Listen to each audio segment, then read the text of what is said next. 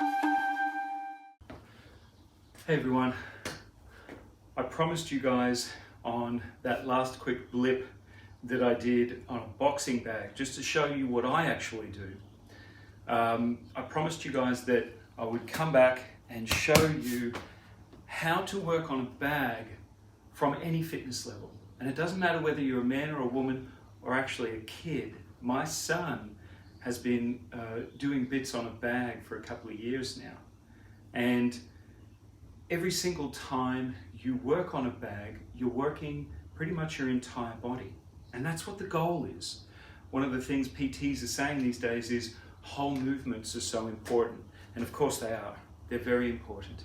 When we go into more the bodybuilding style where we're isolating different muscles, biceps, triceps, stuff like that, yes, of course, you're working that muscle. It's definitely going to become maybe more firm or hypertrophy and grow.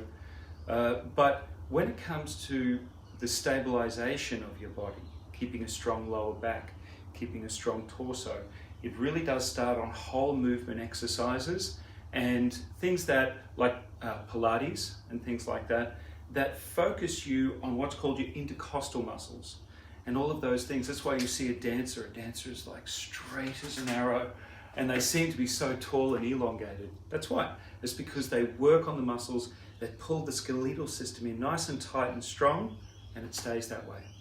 Now let's have a look at the bag. Now, what you guys saw me do was work the way I work on a bag. But let's take it from the beginning. Working on a bag, the biggest reason why it's so incredible for your body is simple.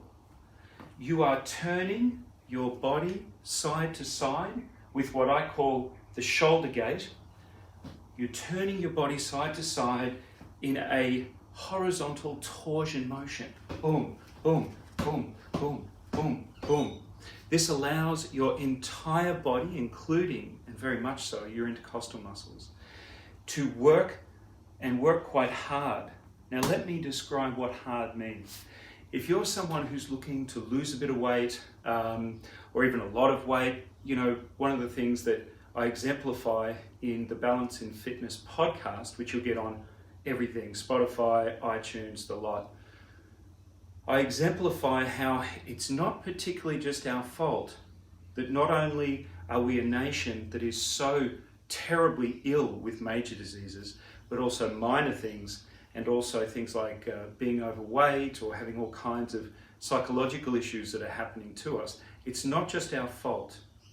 In the podcast, we break down blow by blow over the last 200 or 300 years some of the main players that have literally spent the last couple of hundred years advertising us into a state where our notions of life and of what we do each day in this world are so railroaded by those notions that now, a couple of hundred years later, because it has been going on for a good 200 years, we are second and third generation that has been almost tricked into a path of letting go of the Stoic principles that we once had and instead taking on something which is incredibly unhealthy for us.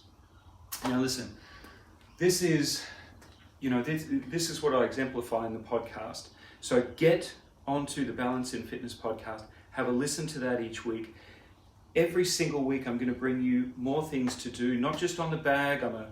I was in personal training for a decade. I've been training for well over a decade. And like I say on the podcast, I let go of the fitness industry about now 16 years ago and didn't do a shred of anything over that entire 16 years. And I mean nothing. And it's only been the last few months that I have basically put forward the kinds of principles and understandings that I have achieved after over 2 decades of really looking at how to be fit and healthy. Put those principles into action only over the last few months, training-wise, and made unbelievable results with literally 20 minutes 3 times a week. And this is one of those things. So let's have a look at it. Now,